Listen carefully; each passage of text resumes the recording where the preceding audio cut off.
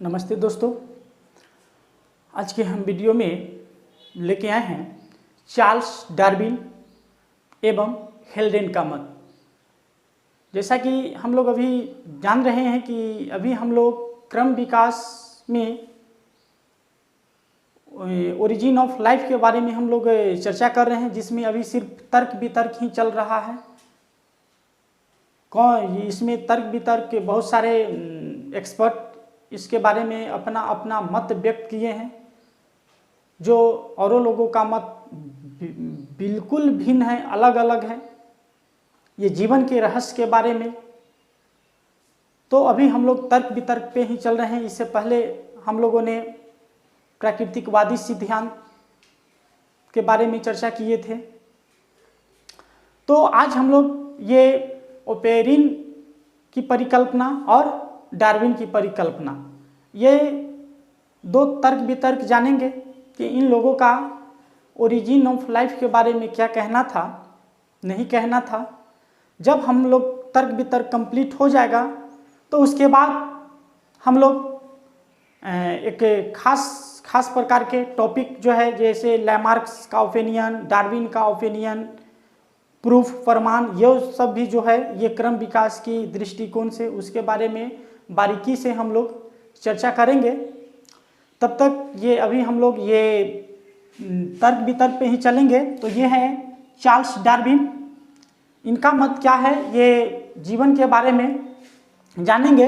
तो डार्विन साहब ने 1858 ईस्वी में कहा था कि जिस समय जीवन की उत्पत्ति हुआ था, जिस समय यानी प्राचीन काल, उस समय का समय, जिस समय जीवन की उत्पत्ति हुआ था उस समय की स्थिति देखा जाए और ये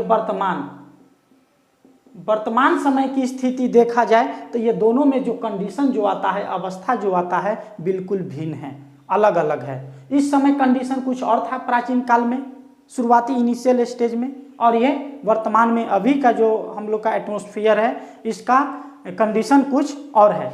तो इनका कहना था डार्विन साहब का कि स्थिति अलग थी, और उस समय जो था ये एमिनो एसिड ऑलरेडी हम लोग जानते हैं कि ये जीव के शरीर के अंदर मौजूद होता है। तो उनका मानना था डार्विन साहब का कि प्राचीन काल में ये एमिनो एसिड जो था, ये एमिनो एसिड ये किसी भी जीव के शरीर के बाहर मौजूद था, जीव के शरीर के बाहर ये मौजूद था। लेकिन ये वर्तमान स्थिति के एंगल से हम लोग देखते हैं तो ये संभव नहीं लग रहा है। अभी ये एमिनो एसिड जो है वर्तमान में जो भी जीव है उसके शरीर के अंदर मौजूद था। तो ये कहने से सिर्फ बात नहीं बन रहा था, इसके बारे में कुछ ठोस सबूत चाहिए कि आखिर ये एमिनो एसिड जीव के शरीर के बाहर कैसे रह सकता है। तो इसके लिए उन्होंने फॉस्फेट एवं अमोनिया का, ये टी लिखा हुआ है, इसे तापमान कहेंगे, टेम्परेचर शॉर्ट में लिख दिए हैं, टेम्परेचर एवं लाइट के प्रभाव में संयोजन कर, यानी यहाँ पे ये एक प्रकार का रिएक्शन करवाए, किसके साथ? फॉस्फेट और अमोनिया के साथ, टेम्परेचर और लाइट के प्रभाव में। हम कह सकते हैं कि ये हमारा ये फॉस्फेट है प्लस अमोनिया है, और इसको टेम्परेचर प्लस लाइट के प्रभाव में ये संयोजन कर ये प्रोटीन संश्लेषण को एकत्रित किया, जमा किया। डार्विन साहब ने संश्लेषण किया और कहा कि यह संभव नहीं है। यह संश्लेषण, जब ये प्रोटीन संश्लेषण जब ये संभव हो गया तो इससे साबित हुआ कि यह संभव नहीं है कि ये जीव, ये एमिनो एसिड जो है या ये पदार्थ जो है, ये जीव के शरीर के बाहर रह सके। यदि जीव के बाहर वो पदार्थ रहता है तो माइक्रो ऑर्गेनिज्म जो है इसे शीघ्र ही नष्ट कर देगा, क्योंकि वातावरण में ऐसा कोई सा स्थान नहीं है जहां माइक्रो ऑर्गेनिज्म नहीं पाया जाता है। अब बात यहाँ पे उठ रहा है कि फिर ये माइक्रो ऑर्गेनिज्म आ जाएगा कहाँ? तो इससे पहले की जो वीडियो था जिसमें स्वतः जनन का हम लोग चर्चा किए थे, जिसमें रेड्डी साहब का और लुई पाश्चर साहब का जो एक्सपेरिमेंट आया था, तो खासकर लुई पाश्चर साहब के एक्सपेरिमेंट में वो माइक्रो ऑर्गेनिज्म हुआ था। जिसमें उन्होंने कहा था कि ये वायुमंडल में बाहर ये माइक्रो ऑर्गेनिज्म मौजूद है, पाए जाते हैं। तो वही डार्विन साहब का भी कहना था कि ये पदार्थ जो है, जो ये प्रोटीन संश्लेषण जो ये एकत्रित किए थे, ये पदार्थ जीव के शरीर के बाहर नहीं रह सकता है, और ये इसके अलावा ये एमिनो एसिड, क्योंकि जैसे ही वो पदार्थ शरीर के बाहर रहता है तो माइक्रो ऑर्गेनिज्म जो है इसे शीघ्र ही नष्ट कर देगा। तो ये इनका ये ओपिनियन था। इससे ये थोड़ा सा बढ़ चढ़ के जब हम लोग डार्विनवाद में चलेंगे तो वहाँ पे इन्होंने स्पष्ट कॉन्सेप्ट क्लियर कर दिए हैं कि आखिर ये जीव का उत्पत्ति जो हुआ है कैसे हुआ है, और ये क्या क्या इसकी विशेषता था नहीं था जिस समय ये उत्पत्ति हुआ था। तो जब हम लोग डार्विनवाद में हम लोग चलेंगे तो वहाँ पे वो क्लियर होगा। तत्काल अभी हम लोग तर्क वितर्क में ही रहेंगे। अब हम लोग हेल्डेन का मत में आएंगे। हेल्डेन साहब का मत था कि हेल्डेन साहब के अनुसार जो आदि वातावरण, आदि वातावरण कहने का मतलब पुराना वातावरण, आज का वातावरण नहीं, आज का एटमॉस्फेयर नहीं, प्राचीन काल का वातावरण में ये गैसीय पदार्थ जो था जिसमें CO2 है, अमोनिया है एवं जलवाष्प है, ये उपस्थित था, जो आज भी है, लेकिन कुछ कंडीशन जो है वो अलग अलग है। अब हेल्डेन साहब ने इसके बाद क्या किया, अल्ट्रावायलेट लाइट के प्रभाव से इस गैसीय मिश्रण को जो आदि वातावरण में मौजूद था, कौन, ये CO2 और अमोनिया,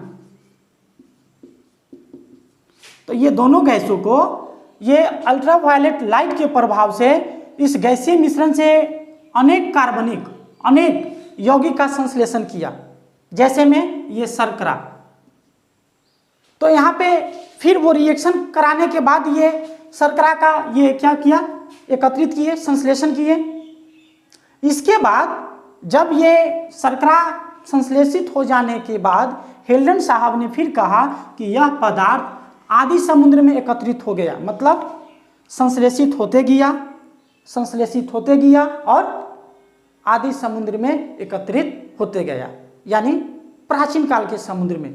इसके बारे में भी हम लोग जब आदि समुद्र में चलेंगे तो और चर्चा करेंगे कि आदि समुद्र में क्या ऐसा कंडीशन था जो वर्तमान में नहीं है, आदि समुद्र में था, या आदि समुद्र में जो था वो वर्तमान में नहीं है। तो इस चीज़ को समझने के लिए फिर हम लोग आदि समुद्र में चलेंगे तो बेहतर होगा। अब ये एकत्रित होते गया ये अनेक कार्बनिक पदार्थ, जिसके बाद sugar, protein, fat, nucleic acid इत्यादि का निर्माण हुआ, जो आज के डेट में ये सारे के सारे कार्बनिक यौगिक को हम लोग देखें तो ये जीव के शरीर में मौजूद है।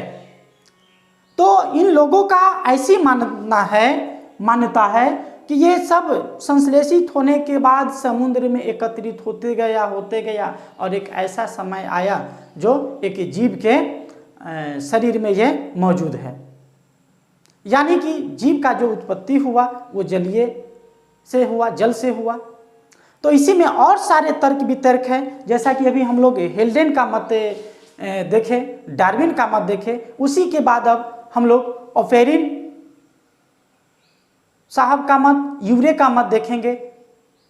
तो यहाँ से ये तर्क वितर्क की बात जिस कंप्लीट होता है, उसके बाद हम लोग आदि पृथ्वी, आदि वातावरण और आदि समुद्र में चलेंगे कि ये पृथ्वी का बनावट, समुद्र का निर्माण, वातावरण का निर्माण कैसे हुआ, नहीं हुआ।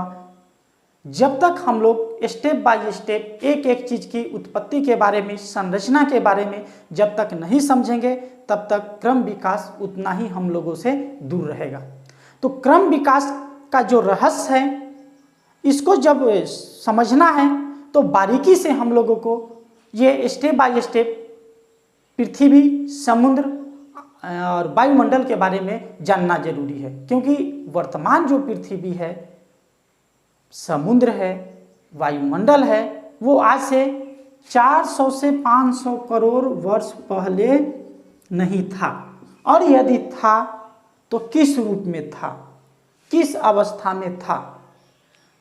इस रूप में आने में इसको कितना टाइम लगा, कैसे आया, किन किन पदार्थों के मिलने से आया। तो ये चीज जो जानेंगे ये सब आदि समुद्र, आदि पृथ्वी और आदि वातावरण के बारे में। तब तक हम लोग ये तर्क वितर्क पे रहेंगे। इसके अगले वीडियो में हम लेके आएंगे ये ओपेरिन की परिकल्पना और यूरेका परिकल्पना। इन दोनों ने तर्क, ये अपना तर्क ओरिजिन ऑफ लाइफ के बारे में, स्वतः जनन के बारे में क्या दिए नहीं दिए, ये चीज़ को जब हम लोग क्लियर कर लेंगे तब हम लोग आदि पृथ्वी के बारे में चलेंगे। तब तक के लिए धन्यवाद।